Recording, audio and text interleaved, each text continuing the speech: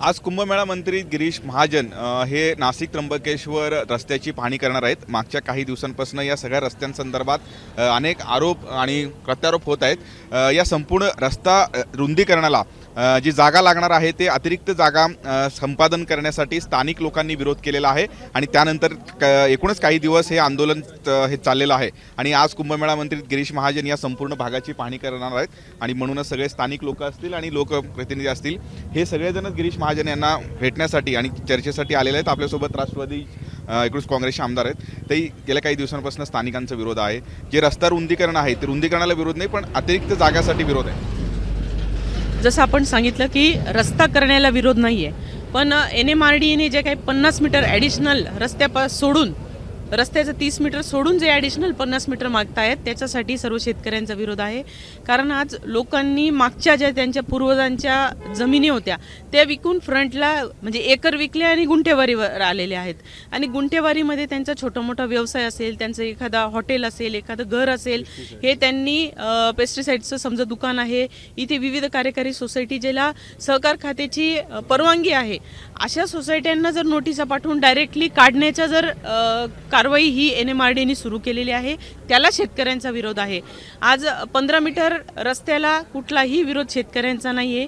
Additional 15 metre हे acquisition करून जे काही आपलं इमारती असतील, घरं असतील त्याचा मोबदला देऊन सरकारने त्या ताब्यात घ्यावे त्यालाही विरोध नाही आहे। पण 50 मीटर जी काही NMRDने अनधिकृत बांधकाम म्हणून जी काही कारवाई सुरू केली आहे त्याला मात्र माझे शेतकरी बांधवांचा विरोध आहे आणि आम्ही त्यासाठी त्यांच्या सोबत आहोत। एकूणच अतिरिक्त जे संपादित जागा केली जाते खरं तर या गोष्टीला विरोध आहेत। आपल्यासोबत इगतपुरीचे आमदार आहेत राष्ट्रवादी काँग्रेसचे। आपण गेल्या अनेक दिवसांपासून या सगळ्या संदर्भात लढा देत आहे।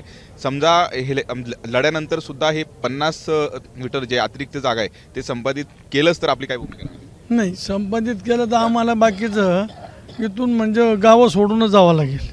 संपादित करूच नका आमचं म्हणणं आहे। तुम्हाला 50 मीटर देत आहे ना शेतकऱ्यांची अडचण नाही। या बाजूनं आता पिटोपिटं काम किती लागतं आहे? 15 मीटर, 15 दून 30 आणि 10 मीटर एक्स्ट्रा देतं म्हणजे 50 मीटरमध्ये तुमचं होतं आहे।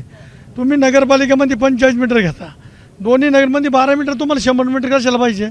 आमची विनंती आहे की जी शेतकऱ्यांची जी बघितली परिस्थिती तर आमचा दोन्ही आमदारांचं एकच विनंती आहे, इथं पक्ष म्हणून सर्व पक्षाचे शेतकरी या ठिकाणी गेल्या 15 दिवसापासून दीपावळीसुद्धा साजरी केली नाही, आम्ही सुद्धा नाही केली, तर ती सहानुभूती ओळखून माझं म्हणणं आहे 50 मीटरला आणि 50 मीटरमध्ये जे काही शेतकऱ्याचा उत्तर असेल, ज्याचं त्या ठिकाणी स्वतःचं दुकान असेल, अनेक दुकान असेल, त्याची भरपाई शासनाने द्यावं, पण ती 5 पट द्यावं।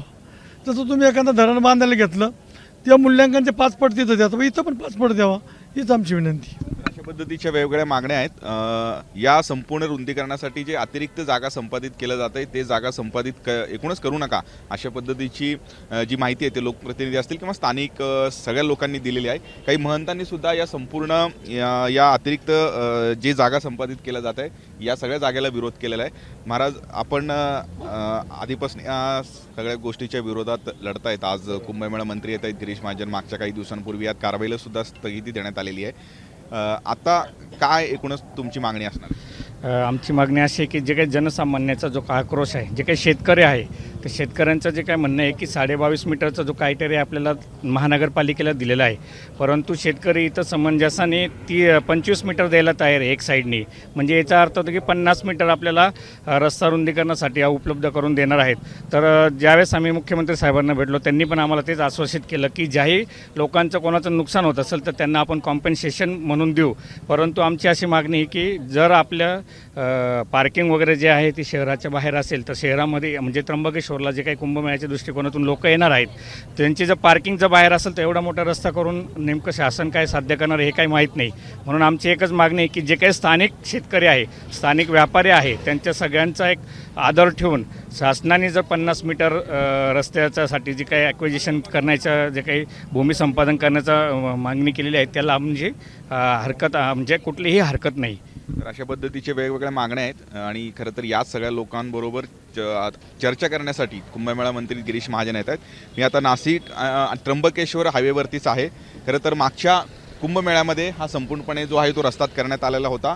मागच्या कुंभमध्ये सुद्धा हा रस्ता जो आहे तो कमी पडलेला होता, मोठ्या प्रमाणात भाविक आलेले होते आणि म्हणूनच या संपूर्ण रस्त्याचं म्हणजे नाशिकपासून त्र्यंबकेश्वरपर्यंत हा रस्ता आहे आणि याच रस्त्याचं रुंदीकरण करण्यात येत आहे आणि याच रस्त्यासाठी तो अतिरिक्त जागा संपादित केलं जाणार आहे। खरं तर त्या अतिरिक्त जागेला स्थानिकांनी विरोध केलेला आहे, संपादित करण्यासाठी विरोध केलेला आहे आणि या सगळ्या विरोधानंतर मध्यंतरी मुख्यमंत्र्यांनी सुद्धा या संपूर्ण कारवाईला तात्पुरती स्थगिती दिलेली होती आणि त्या सगळ्या गोष्टीनंतर आज कुंभमेळा मंत्री गिरीश महाजन या संपूर्ण भागातील जे स्थानिक लोक आहेत या लोकांबरोबर चर्चा करण्यासाठी येत आहेत। त्यामुळे या सगळ्या चर्चेअंती काय मार्ग निघतो हे बघणं महत्त्वाचं असणार आहे।